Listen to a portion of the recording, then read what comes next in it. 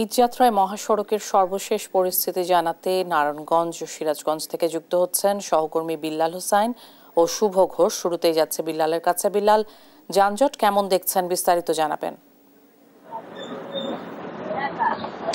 ইশিকা, অসংখ্য ধন্যবাদ। ঢাকা চট্টগ্রাম সিলেট মহাসড়কে আজকে সকাল থেকেই কোনো ধরনের যানজট নেই। মহাসড়কে আসলে নির্বিঘ্নেই যানবাহনগুলো চলাচল করছে। আজকে ঢাকামুখী লেনে যানবাহনের চাপ থাকলেও চট্টগ্রামমুখী লেনে যানবাহনের চাপ কিছুটা কম, যেটি গত দুদিন বাড়তি যানবাহনের চাপ আমরা দেখেছি।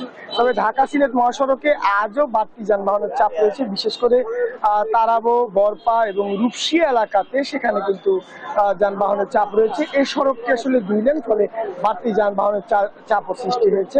তবে হাইওয়ে পুলিশের সদস্যরা এই দুটি মহাসড়কের যে 11টি পয়েন্ট রয়েছে সেখানে কিন্তু তাদের যে তৎপরতা সেটি চলমান রেখেছেন, ফলে মহাসড়কের কোথাও আসলে কোনো ধরনের যানজটের খবর এখন পর্যন্ত পাওয়া যায়নি। তবে যাত্রীদের যে চাপ সেটি কিন্তু আজও রয়েছে।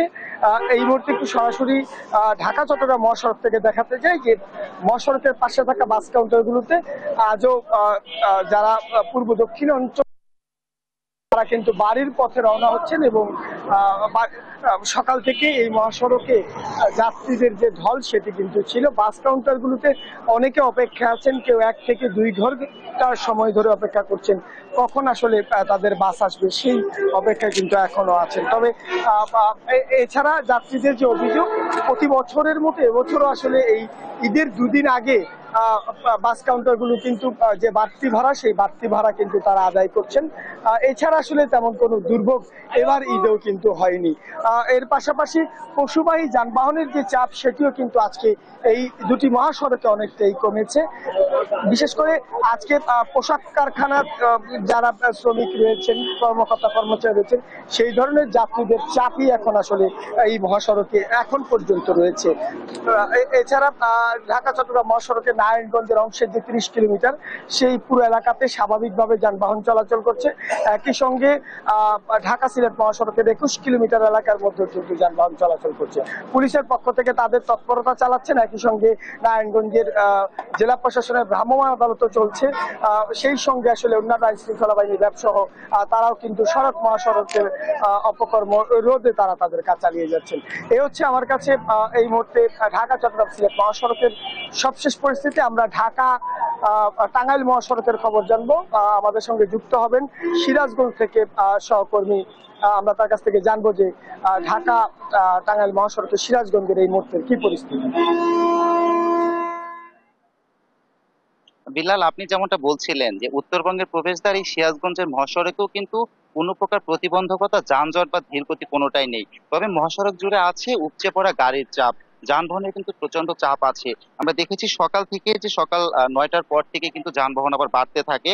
এরপর থেকে আবার যানবাহন একটু কমেছিল, মাঝখানে আবার কিন্তু বেড়েছে। আমরা এখন আবার দেখছি যে যানবাহনের চাপটা একটু কম আছে। এটার কিন্তু মূলত কারণ হলো যে টাঙ্গাইলে যমুনা সেতু পূর্ব পাড়ে যে যানজটটা আছে, যানজটটা যখন একটু ছাড়ছে ওইখান থেকে কিন্তু প্রচুর পরিমাণের যানবাহন গুলো এইদিকে চলে আসছে।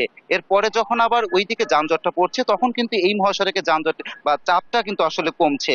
তাছাড়া কিন্তু মহাসড়কের যান চলাচল নির্বিঘ্ন রাখতে সচেষ্ট রয়েছে সংশ্লিষ্ট যে কর্তৃপক্ষগুলো আছে, পুলিশ থেকে শুরু করে সবাই। আমরা একটু কথা বলবো যে হাইওয়ে পুলিশের যে বগুড়া রেঞ্জের অতিরিক্ত পুলিশ সুপার আছেন উদয় কুমার, তার সঙ্গে। এখন মহাসড়কে যান চলাচল কেমন আছে, কোনো প্রতিবন্ধকতা দেখছেন কিনা? না, এই মুহূর্তে কোনো প্রতিবন্ধকতা নেই, আমাদের এখানে অনেকটাই স্বাভাবিক। এই মুহূর্তে আমাদের কোনো প্রতিবন্ধকতা নেই এবং যে ভলিউম ট্রাফিক আসছে আমরা সেটাকে সুন্দরভাবে পার করে দিতে পারছি। ধন্যবাদ আপনাকে। উনি যেমনটা বলছিলেন আসলে মহাসড়কে কোনো প্রতিবন্ধকতা নেই। এবং আরেকটি বিষয় জানিয়ে রাখতে চাই যে গতকাল রাত 12টা পর্যন্ত কিন্তু প্রচুর যান এসেছে এই মহাসড়ক দিয়ে।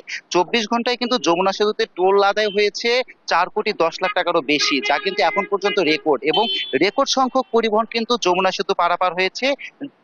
এর ফলে যে চাপটা ছিল সারা রাতে কিন্তু প্রচন্ড মহাসড়কে চাপ ছিল, সেই চাপটা কিন্তু সকালের দিক থেকে এসে একটু কমেছে। তবে তারা কিন্তু ধারণা করছেন যে সময়ের সঙ্গে সঙ্গে মহাসড়কে চাপ আবার বাড়বে, যেহেতু টাঙ্গাইলে যে গাড়িগুলো আটকে আছে সেই গাড়িগুলো যখন সিরাজগঞ্জে মহাসড়কে আসবে এবং যেহেতু 22 জেলার গাড়িগুলো এই মহাসড়কটা দিয়ে আসবে, ফলে এই মহাসড়কে কিন্তু ব্যাপক চাপ আসবে এবং সেই চাপটাকে কিন্তু তারা সামাল দিয়ে সুন্দর নির্বিঘ্ন ঈদযাত্রাটাই রাখবে, এমনটাই কিন্তু প্রত্যাশা করছেন সংশ্লিষ্টরা।